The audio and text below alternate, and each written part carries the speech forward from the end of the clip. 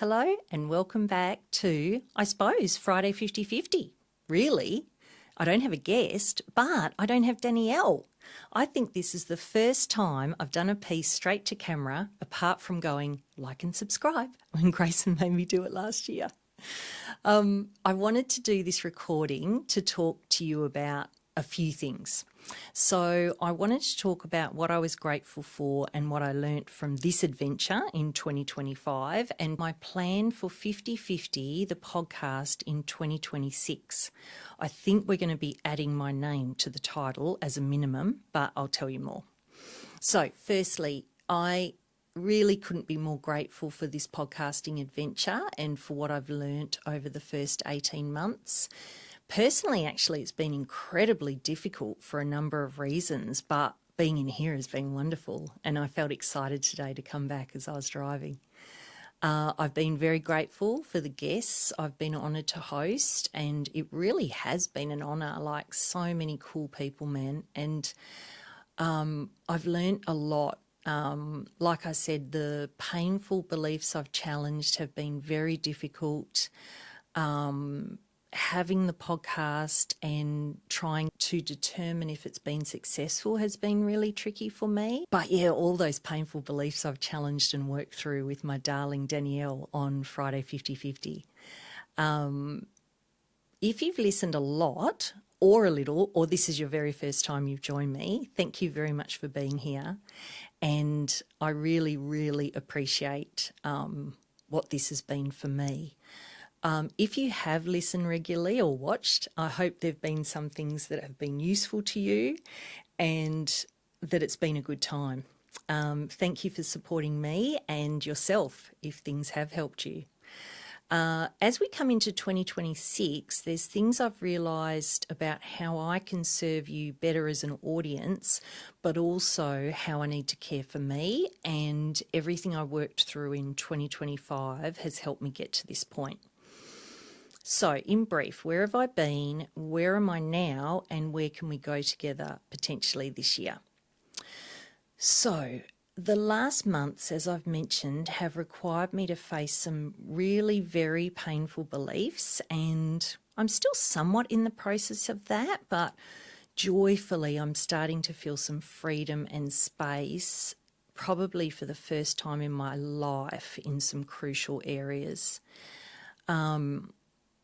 For those of you who have listened for a while, many of my breakthroughs in 2025 began at the end of 2024 with my really incredible open ground silent retreat, where not only did I get to meet Betty, but I learnt something fundamental that some of you will get and some of you might still not understand about yourself, that I have worth simply by being.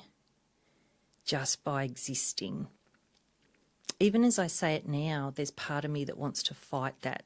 The part about wanting to prove myself is so strong and comes up so often, but I know it was the truth. It was in the centre of my heart. I absolutely got your, everyone's worth simply by existing. Everyone's fundamental worth is the same, and the only difference between you, me, Trump, Taylor Swift or anyone else is what's in the way of us living from that heart, that worth, that love that we are as human beings. So, as they say, if you only listen to one old podcast, you should listen more. That's an old joke from Flying High. You might not be old enough for it, or you might be. But no, listen to that one. Listen to the one. I'll put it in the show notes when I talk about the silent retreat and what I got, because that would be a great gift to give you if it's something you still struggle with. You have worth just because you exist, which is a miracle in itself.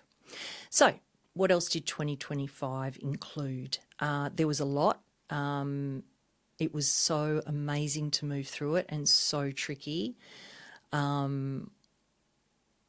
It was actually really tricky to move through stuff, but actually the hardest part was wondering whether sharing it was useful. Isn't that funny, what worries us or doesn't? I was able to actually stop and ask for the very first time, late in the year and into this year, what do I actually want if I'm already enough and have nothing to prove? Like, would that question be for you, the person listening or watching? What do I actually want if I'm already enough and have nothing to prove? For many of you, it would be, I want to pay my mortgage and feed my family. And I think that's something for me to be very grateful about, that at my age and stage, I have a level of flexibility to play at the higher levels of Maslow's hierarchy, right? Self-actualization. Don't know about self-transcendence, that's a big goal, but very, very lucky to be sitting in this space of self-actualization. And if you're dealing with much more serious things, my love to you, and I am aware of my privilege, really. Here's to 2026. Here we are. And it's very exciting for a few different reasons. This year I started out in what I planned on being my long service leave. So it was meant to be November, December, January. And I actually reckon I started relaxing mid-January, got a bit better by the end of January. And I'm probably at a new level now.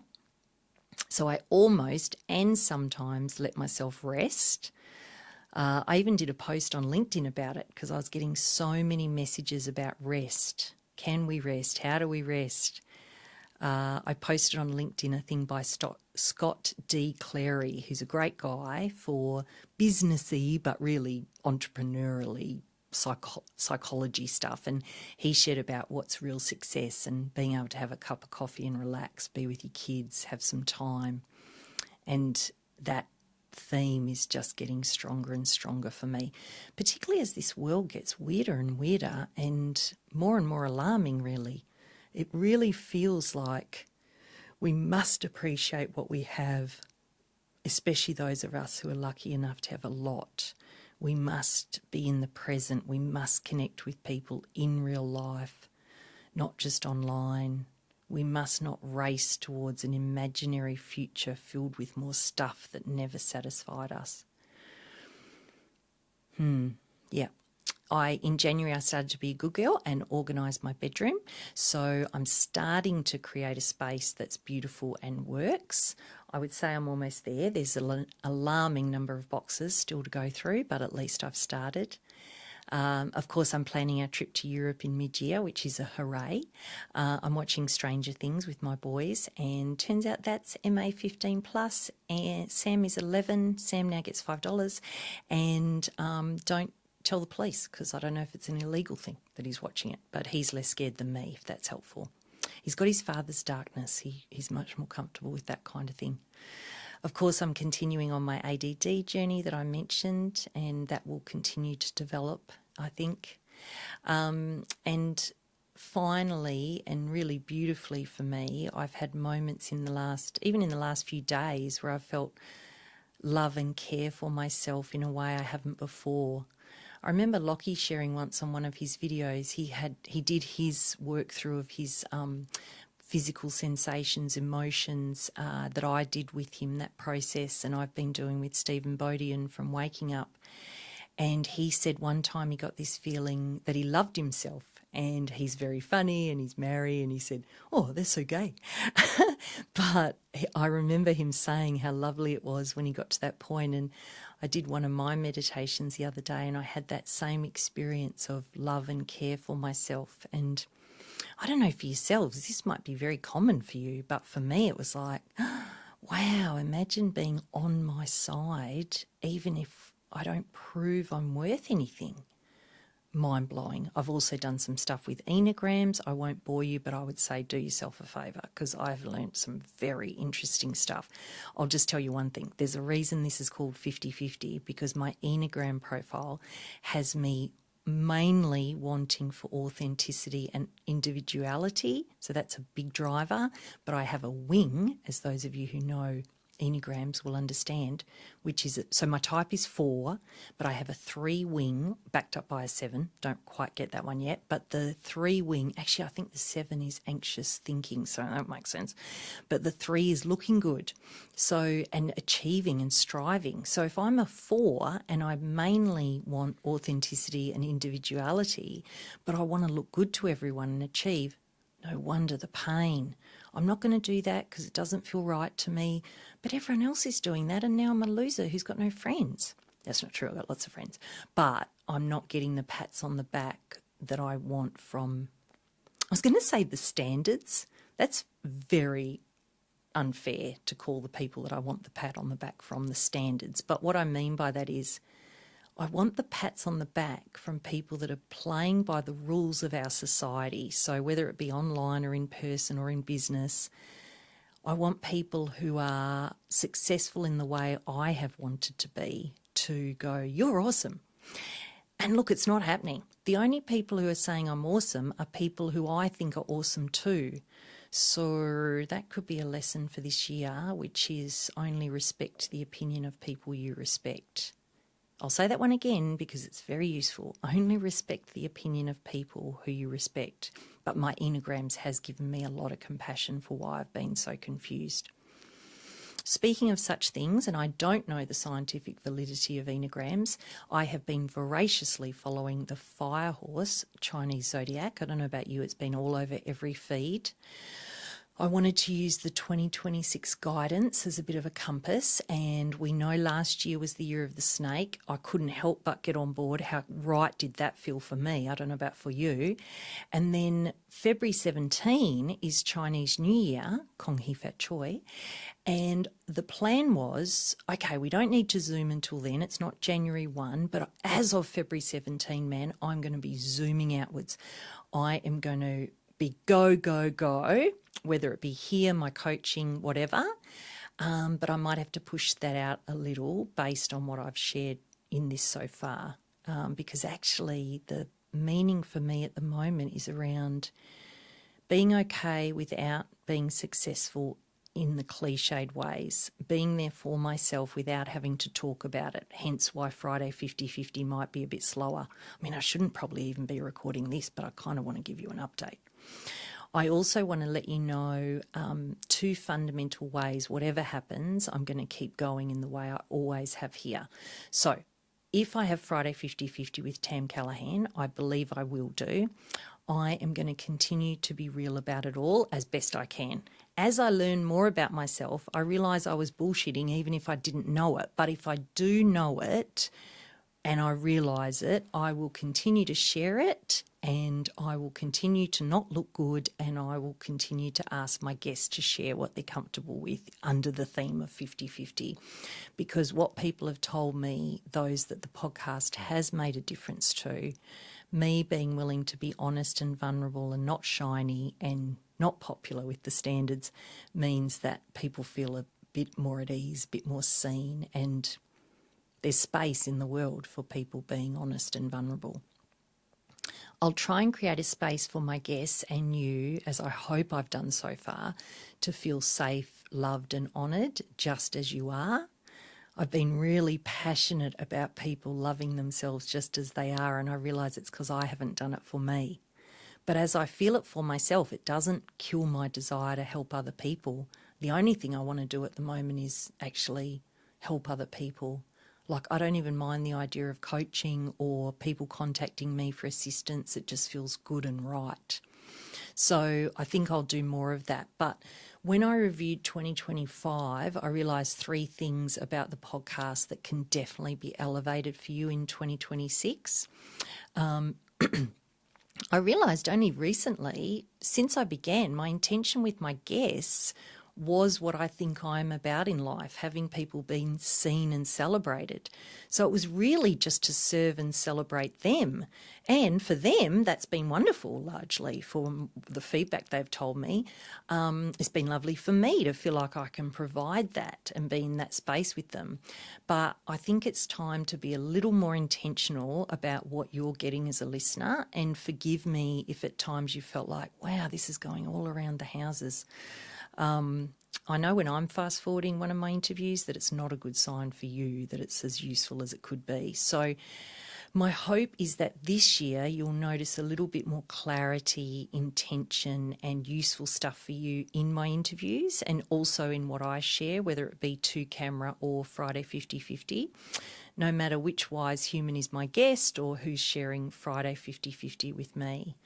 I will love them up when they arrive, and we might put that out a little bit less. So record a little bit less of the love. They'll still feel it, but you don't need to listen to 20 minutes of me telling them how awesome they are. Secondly, my dear friend, studio manager and Friday 50/50 co-host, Danielle, will be my special guest this year rather than a regular. So she and I, as we often do, caught up and came to the same conclusion at the same time. We have possibly had the first true mutual breakup ever. I'm sorry if I just triggered anyone who thought they had a mutual breakup. She's feeling more inspired by the project. She's very busy living her dream. I am delighted, and I actually feel that too. I feel like that's what she should be doing and I should be doing. Special guests, and I will sit with different people, perhaps less often due to what I've learned about needing to share about myself publicly. We'll see. Andy might be a regular. He doesn't know that yet. I've got a secret plan. How do I do that one? I've got a secret plan. Ding! You'll see if you can add the ding, Dan. We'll see. He looked confident. He just smiled. Some things never change. I'll tell Andy when he needs to know. Everything's on a needs to know basis, although I am getting better, and he will say when he's here, maybe because I'll force him, that the last few times I've been to the shops, I have at least attempted to call him before purchasing anything. That is a massive breakthrough. Anyway, thirdly, as you may know from my announcement maybe in December, I'm starting to work more this year as a private coach, and this is really exciting for me. It's so aligned with who I am and what I like doing, and it's very connected with my love and seeing people as they are, hence the name ICU. Literally the letters. So initially I had a whole plan I was going to implement this month from February 17, Firehorse Energy, around both the podcast and my coaching, and I was going to promote them, like Oprah would say.